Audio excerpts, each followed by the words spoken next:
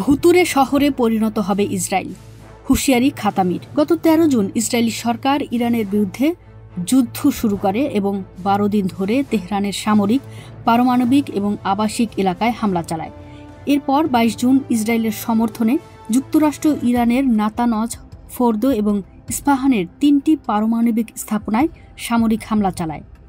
এছাড়া যুক্তরাষ্ট্রের হামলার জবাবে ইরান কাতারের আল উইদ মার্কিন ঘাঁটিতে একযোগে ক্ষেপণাস্ত্র নিক্ষেপ করে, যেটি পশ্চিম এশিয়ায় যুক্তরাষ্ট্রের সবচেয়ে বড় সামরিক ঘাঁটি। ইসরায়েল ১৩ জুন ইরানের সামরিক, পারমাণবিক ও আবাসিক স্থাপনাগুলোতে ১২ দিন ধরে আক্রমণ চালায়।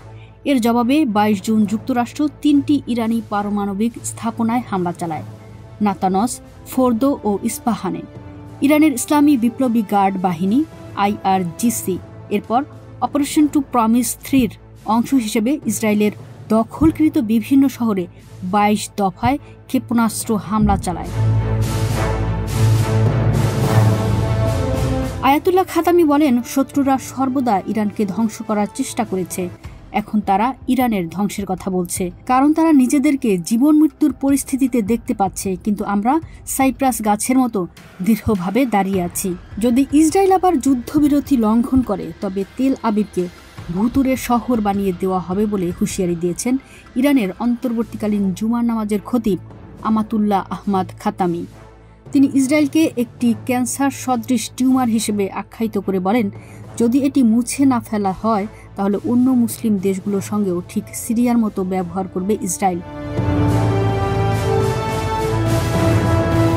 আয়াতুল্লাহ খাতামি জোর দিয়ে বলেন, এই যুদ্ধ ইরান শুরু করেনি, কিন্তু যখন আক্রমণ হয়েছে তখন আমরা জবাব দিয়েছি প্রতিরোধের ভাষায়।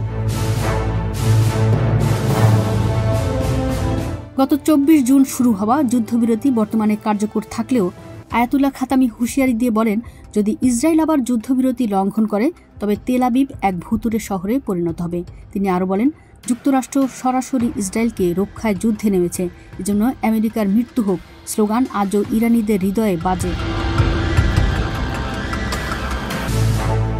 তিনি মুসলিম দেশগুলোকে সতর্ক করে বলেন, যদি ইসরায়েল শক্তিশালী হয়, তাহলে সিরিয়ার সঙ্গে যা করেছে তা তাদের ক্ষেত্রেও করবে। তিনি আরও বলেন, ইরান যুদ্ধের সূচনাকারী ছিল না, কিন্তু তারা দৃঢ়তার সঙ্গে নিজেদের রক্ষা করেছে। খাতামি অভিযোগ করেন, গত কয়েক দশকে যুক্তরাষ্ট্র সরাসরি বা পরোক্ষভাবে অন্তত ২৫টি দেশে আগ্রাসন চালিয়েছে, যা অপরাধের কালো ইতিহাস হিসেবে বিবেচিত।